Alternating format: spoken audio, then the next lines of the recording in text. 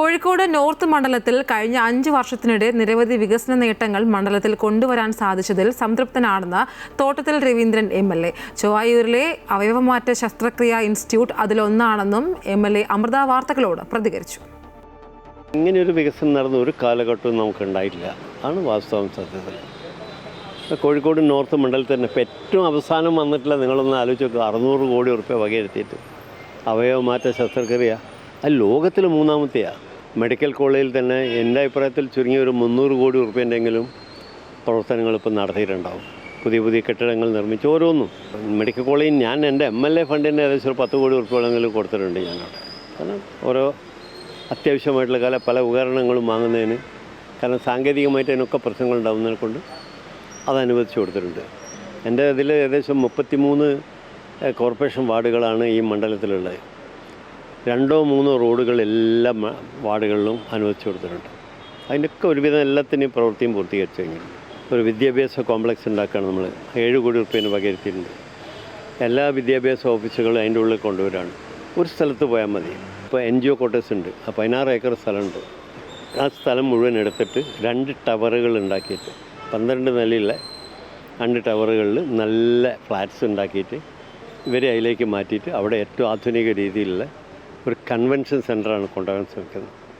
പിന്നെ വേറൊന്ന് നമ്മൾ കനാൽ സിറ്റി ഏറ്റവും പ്രധാനപ്പെട്ട, കാരണം അതൊക്കെ ശരിക്കും യാഥാർത്ഥ്യമായാൽ നമുക്ക് ചിന്തിക്കാൻ പറ്റാത്ത മാറ്റമായിരിക്കും ശരിക്കും ഉണ്ടാവാൻ വേണ്ടി പോകുന്നത്.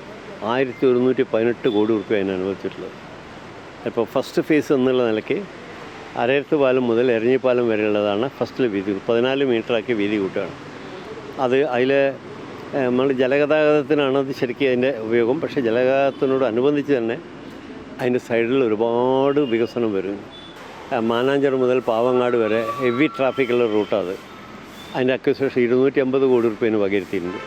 കല്ലിട്ട് കഴിഞ്ഞു. അതിൻ്റെ 6-1 നോട്ടിഫിക്കേഷനായി.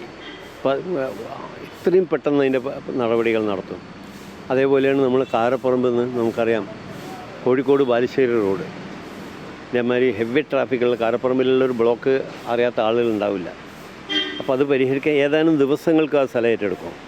ആ സ്റ്റേജിലെത്തിയിട്ടുണ്ട്. പൈസ വിതരണം ചെയ്തു തുടങ്ങി. മറ്റൊന്ന് ഉള്ളിയേരിയിൽ നിന്ന് നമ്മളെ പാവങ്ങാട് നിന്ന് ഉള്ളിയേരി വരെയുള്ള റോഡ്, അതിനും കല്ലൊക്കെ ഇട്ട് കഴിഞ്ഞു. അതിൻ്റെ നടപടികൾ പൂർത്തിയായിട്ട് വരികയാണ്.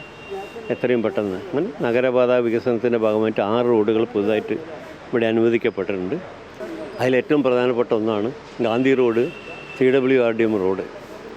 അതിന് നമ്മളെ സരോവരത്തൊരു മേൽപ്പാലമില്ലാത്തതുകൊണ്ട് കണ്ടിന്യൂറ്റി ഇല്ലാതെ പോയി. അപ്പോൾ അത് ഇപ്പോൾ അക്വിസിഷൻ അതിൻ്റെ നടപടി വളരെ ഫാസ്റ്റായിട്ട് പോയിക്കൊണ്ടിരിക്കുക. പൈസ അനുവദിക്കപ്പെട്ടിട്ടുണ്ട്. അതിപ്പോൾ നടത്തിയാൽ ഏറ്റവും വല്ലാത്തൊരു മാറ്റം അത് ഉണ്ടാക്കും. നിരവധി ഒരു ദിവസം മുഴുവൻ പറയാവുന്ന പ്രവർത്തനങ്ങളുണ്ട്. ഒറ്റയ്ക്ക് എടുത്താൽ അത്രയും കാര്യങ്ങൾ ചെയ്യാൻ നമുക്ക് കഴിയും. നമുക്കൊരു സംതൃപ്തി ഉണ്ട്.